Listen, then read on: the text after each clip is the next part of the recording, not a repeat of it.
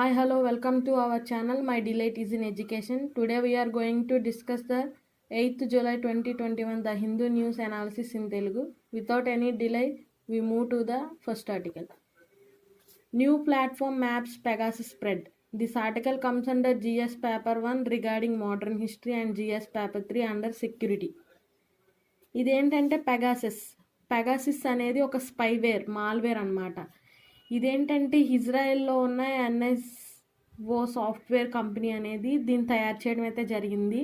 ఇందులో ఏంటంటే మన వాట్సాప్లో ఉన్న ప్రైవసీని, ఆ పర్సన్ యొక్క ఇన్ఫర్మేషన్ ఆ పర్సన్కి తెలియకుండా వీళ్ళు గ్రాస్ప్ చేసుకుంటారనమాట డీటెయిల్స్ అన్నిటిని.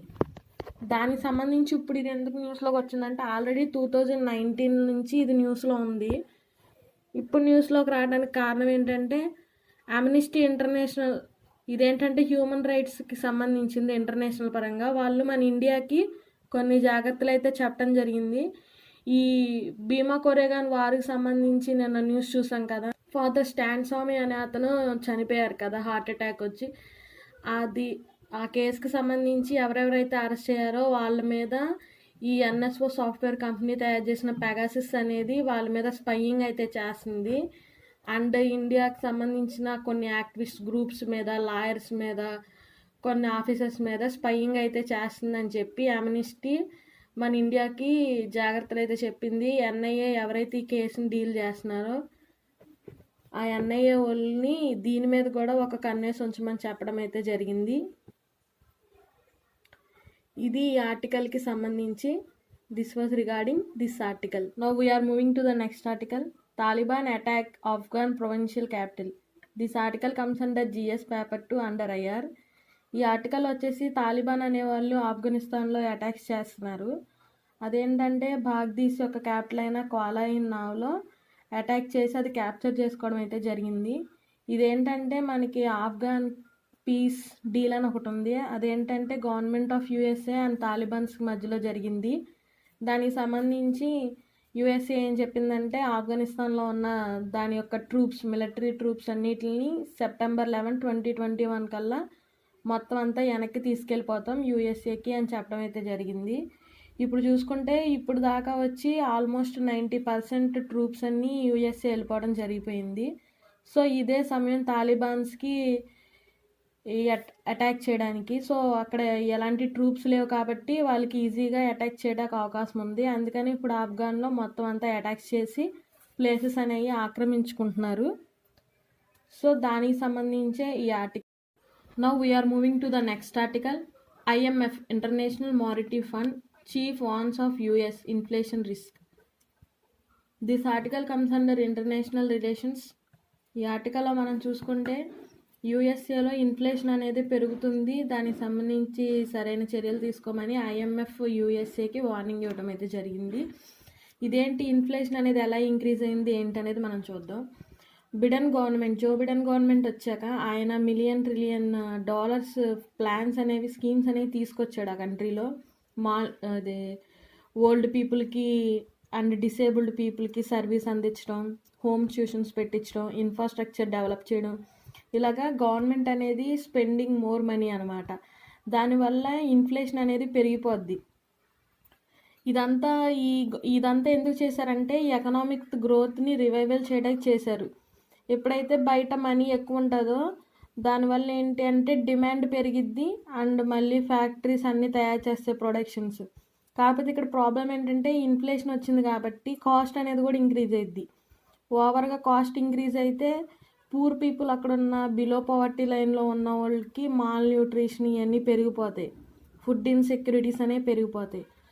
సో అప్పుడు మళ్ళీ గవర్నమెంట్ మాల్ న్యూట్రిషన్ మీద మనీ స్పెండ్ చేయాల్సి వస్తుంది. ఎలా చూసుకున్నా ఇది యూఎస్ఏకి రిస్క్ అవుతుంది. సో అందుకనే ఐఎంఏ యొక్క చీఫ్ యూఎస్ఏకి వార్నింగ్ ఇవ్వటం అయితే జరిగింది ఇన్ఫ్లేషన్ సంబంధించి. సో ఏం స్టెప్స్ తీసుకుంటారో ఫర్దర్ అప్డేట్స్లో మనం చూద్దాం. This was regarding this article.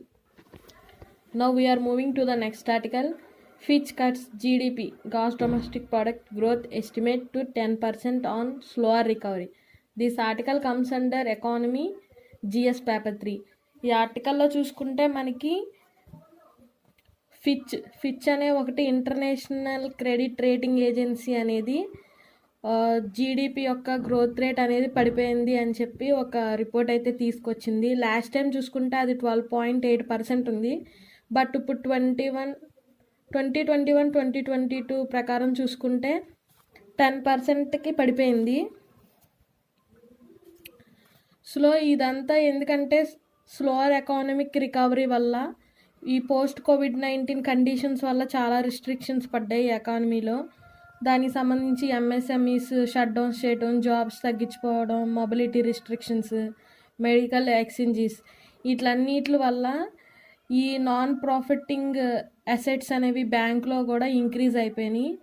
వీటన్నిటి వల్ల అసెట్స్ క్వాలిటీ అనేది కూడా చాలా పడిపోయింది. ఇవన్నీ కలిపి ఇన్ఫ్లేషన్ ఇంక్రీజ్ చేసి ఎకానమీలో కాన్స్ట్రాక్షన్స్, ఫ్లక్చువేషన్స్, ష్రింకింగ్స్ అనేవి చాలా జరుగుతున్నాయి. పర్చేజెస్ మేనేజర్స్ ఇండెక్స్ ప్రకారం డిమాండ్ అనేది తగ్గిపోతుంది, కన్జ్యూమర్స్ యాక్టివిటీ తగ్గిపోతుంది. ఇవన్నీ రీజన్స్ వల్ల జీడిపి గ్రోత్ అనేది పడిపోవడం అయితే జరుగుతుంది. This was regarding this article. Now we are moving to the next article, challenging negative social norms. This article comes under GS paper 1 as well as GS paper 2 under society. ఇదేంటంటే మనకి July 11th world population day ఉంది. World population day యొక్క main focusing on problems faced by adult women's. దీంట్లో ఇంకా మనకి population పరంగా good news ఏమొచ్చిందంటే 2/3 people అనేది వర్కింగ్లో ఉన్నారు, అది కూడా అండర్ 29 years యంగ్ పీపుల్. అందుకని మన ఇండియన్ పాపులేషన్ వచ్చి డెమోగ్రఫిక్ స్వీట్ స్పాట్కి వెళ్ళింది. 2/3 పాపులేషన్ అనేది వర్కింగ్లో ఉన్నారు కాబట్టి డెమోగ్రఫిక్ స్వీట్ స్పాట్లోకి వెళ్ళింది. ఇది గుడ్ న్యూస్. అండ్ ఇంకా మనం ఇందులో ఎక్కువ ఫోకస్ SRHR మీద ఉంది, అంటే సెక్సువల్ రీప్రొడక్టివ్ హెల్త్ రైట్స్ మీద, సెక్సువల్ రీప్రొడక్టివ్ హ్యూమన్ రైట్స్ మీద ఇది మెయిన్ ఫోకస్. ఇదేంటంటే మనకి గుడ్ మ్యాక్స్ లెన్సెంట్ కమిషన్ అనేది ఒక రిపోర్ట్ తీసుకురావడం అయితే జరిగింది.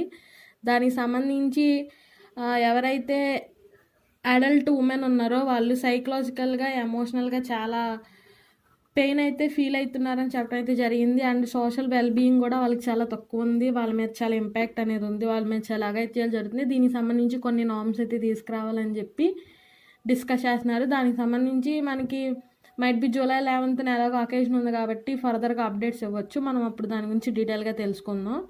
This was regarding this article. Now we're moving to the next article, A long road for migrant workers. This article comes under GS paper 2 under polity and society. ఈ article వచ్చేసి మనకి ఎప్పుడైతే first lockdown March 24th నుంచి ఇప్పుడు వరకు migrant వర్కర్స్లో జరిగిన schemes కానీ వాళ్ళు ఫేస్ చేసినవి కానీ అవన్నీ గెట్ టుగెదర్ చేసి ఈ ఆర్టికల్లో ఇవ్వడం అయితే జరిగింది. మనం చూసుకుంటే కోవిడ్ కండిషన్స్ వల్ల లాక్డౌన్ అనేది ఇచ్చారో అక్కడ వేరే స్టేట్స్కి వెళ్ళి మైగ్రెంట్ అయిన వర్కర్స్కి అక్కడ ల్యాండ్ ఏదైతే లేదో వాళ్ళందరూ మైగ్రేషన్ స్టార్ట్ చేసి చాలామంది ట్రైన్ ట్రాక్స్ మీద చనిపోవడం, ఫుడ్ లేక మాల్ న్యూట్రిషన్ వల్ల చనిపోవడం, ఈ షెల్టర్ లేక చనిపోవడం, ఇలా చాలా ఇష్యూస్ జరిగినాయి. దానికి సంబంధించి సెంట్రల్ గవర్నమెంట్ ఆత్మనిర్భర్ భారత్ అని కానీ, వన్ నేషన్ వన్ రేషన్ కానీ, అండ్ డ్రై ఫుడ్ ఇవ్వటం సప్లై చేయమంటాం కానీ, సబ్సిడీస్ ఫుడ్ ఇవ్వడం కానీ, ఇలాంటివి చాలా తీసుకొచ్చిన స్టేట్ గవర్నమెంట్స్ అనేవి కరెక్ట్గా ఇంప్లిమెంట్ కాలేదు. దానికి సంబంధించి కొన్ని సెంట్రల్ గవర్నమెంట్ స్టేట్ గవర్నమెంట్కి కొన్ని చెప్పడం అయితే జరిగింది. లైక్ July 31st కల్లా వన్ నేషన్ వన్ రేషన్ని ఇంప్లిమెంట్ చేయమంటాం. ఐడెంటిటీ కార్డ్ లేదని చెప్పి రేషన్ కార్డ్ లేదని ఇవ్వకపోవటం లేదు, వాళ్ళందరికీ ఇవ్వాల్సిందే డ్రై ఫుడ్ అనేది. ఏంటంటే మనకి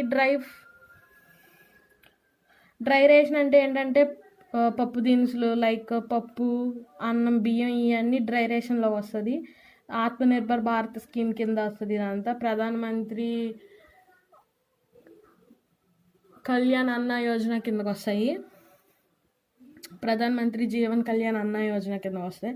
ఇంకా ఏం చెప్పిందంటే మినిస్ట్రీ ఆఫ్ లేబర్కి ఒక డేటాబేస్ అనేది తీసుకురమంది. అన్ఆర్గనైజ్డ్ సెక్టార్ వర్కర్స్ మీద ఎంతమంది ఉన్నారు, ఎక్కడ ఉన్నారు, ఎటు నుంచి ట్రాన్స్ఫర్ అయ్యారని డేటా తీసుకుంటే ఎటువంటి ఎటువంటి రేషను ఐడి ప్రూఫ్స్ లేకపోయినా ఇవ్వచ్చు. అందుకని మినిస్ట్రీ ఆఫ్ లేబర్కి సెంట్రల్ గవర్నమెంట్ అయితే ఆర్డర్స్ ఇవ్వడం అయితే జరిగింది. స్టేట్ గవర్నమెంట్ రెస్పాండ్ అవ్వలేదని మినిస్ట్రీ ఆఫ్ లేబర్కి.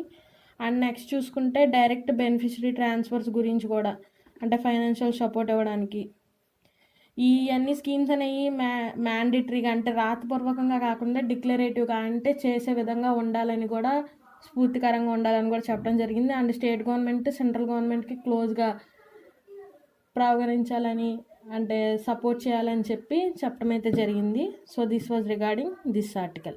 నా సమాచారం కనుక మీకు నచ్చినట్టయితే లైక్, షేర్ అండ్ సబ్స్క్రైబ్ చేయండి.